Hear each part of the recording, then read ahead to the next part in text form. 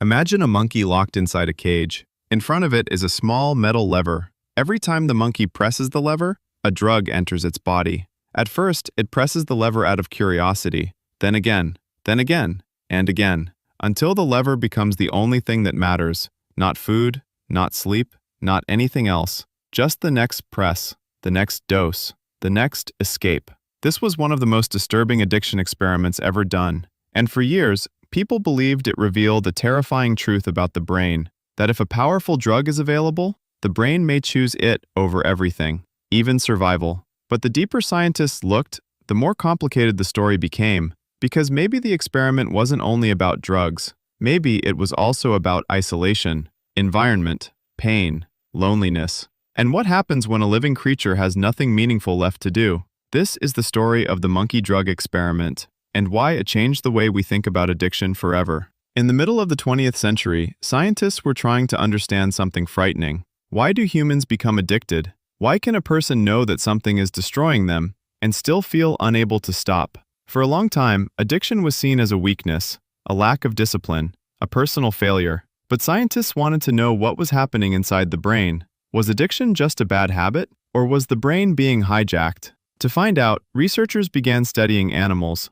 and one of the most famous methods was simple, almost too simple. They placed an animal in a cage, they connected a small tube to its body, and they gave it access to a lever. When the animal pressed the lever, it received a drug. The setup was called self-administration, meaning the animal wasn't being forced. It could choose, press the lever, or don't press it. And what happened shocked researchers. Some monkeys pressed the lever again and again. They would repeatedly give themselves drugs like cocaine, amphetamines, morphine, and other powerful substances. And once they learned what the lever did, some of them became obsessed with it. The cage became their whole world. The lever became the center of that world. And the drug became the reward that pulled everything else out of focus. Think about how disturbing that is. A monkey wakes up inside a cage. There are no trees, no family, no group, no real freedom, no natural environment, just metal walls, a lonely space, and one object that can instantly change how it feels, a lever. At first, the monkey does not understand it.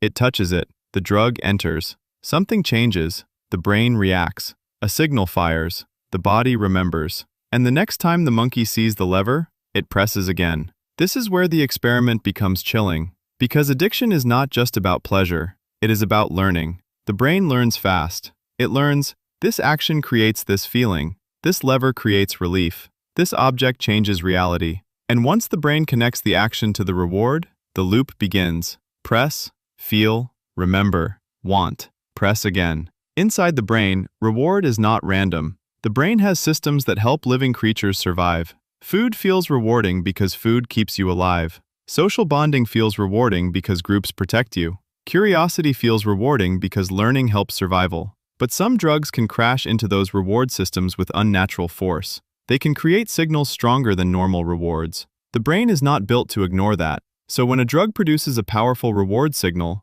the brain pays attention, very close attention. It begins to treat that substance like something important, not just enjoyable, important. And that is where the danger begins. Because the brain is not calmly asking, is this good for me long term? It is reacting to a powerful signal that says, do this again. In some of these experiments, the animals kept taking drugs even when it harmed them. They ignored food. They ignored rest. They pressed the lever repeatedly. Some reached dangerous levels of exhaustion. And to many scientists at the time, the conclusion seemed obvious. Drugs were so powerful that once the brain experienced them, addiction could become almost inevitable. This idea became very influential. It shaped how many people thought about addiction for years. The message was simple. The drug itself is the trap. Once exposed, the brain gets hooked, and the person becomes controlled by chemistry. But there was a problem, a big one, because the monkeys in these experiments were not living normal lives. They were isolated. They were confined.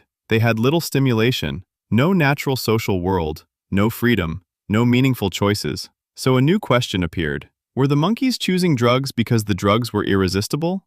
Or because their environment was unbearable? This question changed everything. Because imagine two very different worlds. In the first world, you are alone in a small, empty room. No friends, no purpose, no entertainment, no outside world. Just a button that instantly makes you feel different. In the second world, You have space, friends, activity, a reason to move, a reason to explore, a reason to live. Would the button have the same power in both worlds? That is the terrifying part. Maybe addiction is not only about what a substance does to the brain, maybe it is also about what is missing from life: connection, meaning, freedom, hope. And if those things disappear, the brain may start searching desperately for anything that brings relief. This idea became even more famous through another experiment, not with monkeys, but with rats. A psychologist named Bruce Alexander questioned the old cage experiments. He noticed that many animals used in addiction studies were isolated in small cages, so he created a different environment, a place sometimes called Rat Park. Instead of being alone in empty cages, the rats had space, other rats, things to explore, places to play, a richer environment. And when drugs were available, the rats in the enriched environment often used far less than isolated rats. This did not mean drugs were harmless, not at all, but it suggested something extremely important. Environment matters, isolation matters, stress matters. A painful life can make escape feel more powerful. A meaningful life can make the trap less attractive. And suddenly, the monkey drug experiment looked different. Not less disturbing, more disturbing, because now it was not just a story about chemicals, it was a story about cages. And this is where the experiment starts to feel uncomfortably human, because how many people today live in invisible cages? Not metal cages, but emotional ones. Loneliness, stress, depression, pressure, failure, rejection. A life that feels repetitive, a world that feels too loud, a mind that never gets quiet. And then something appears that offers instant relief. A substance, a screen, a habit, a behavior, a shortcut. Something that says, press here, and the pain stops for a moment. That lever can take many forms. For one person, it might be drugs. For another, alcohol. For another, gambling. For another, endless scrolling. For another, food.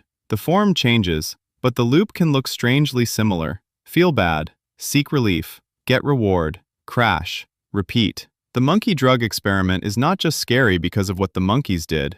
It is scary because of what it reveals about the brain. The brain is always adapting, always learning, always searching for safety and reward. If the world is rich, connected, and meaningful, the brain has many sources of reward: friendship, movement, creativity, purpose, discovery, love. But if the world becomes empty, if pain becomes constant, if connection disappears, then one reward can start to dominate everything. The brain narrows, the world shrinks, and the lever becomes the universe. This is why addiction is so difficult to understand from the outside. People often ask, why don't they just stop? But that question misses the point. By the time addiction takes hold, the brain has learned deeply. It has built a powerful connection between the behavior and relief. Stopping does not feel like simply making a choice. It can feel like losing the one thing the brain believes it needs, even when that thing is destroying the person. That is the tragedy. The same brain that tries to protect us can become trapped by the thing hurting us.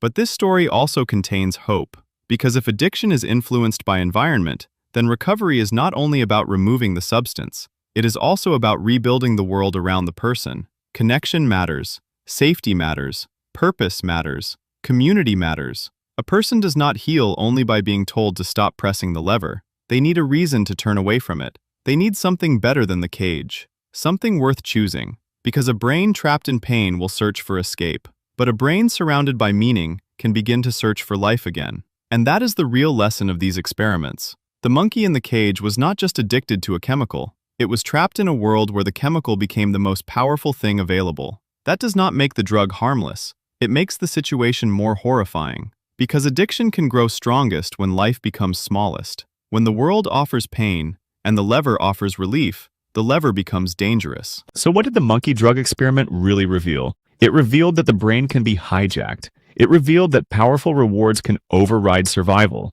It revealed that addiction is not weakness. It is learning, chemistry, environment, pain, and repetition. But most importantly, it revealed that living creatures need more than survival. They need connection. They need stimulation. They need freedom. They need a world that gives them reasons not to escape. Because when a cage becomes empty enough, even a destructive reward can start to look like the only way out. And maybe that is what makes this experiment so disturbing. Not just that monkeys pressed a lever, but that the lever only became so powerful inside a cage. So the question is not only, why do brains get addicted? The deeper question is, how many cages are we building around ourselves? And how many people are reaching for a lever, not because they are weak, but because, for a moment, it feels like the only door left open? That is the dark truth behind the monkey drug experiment, and it is still haunting us today.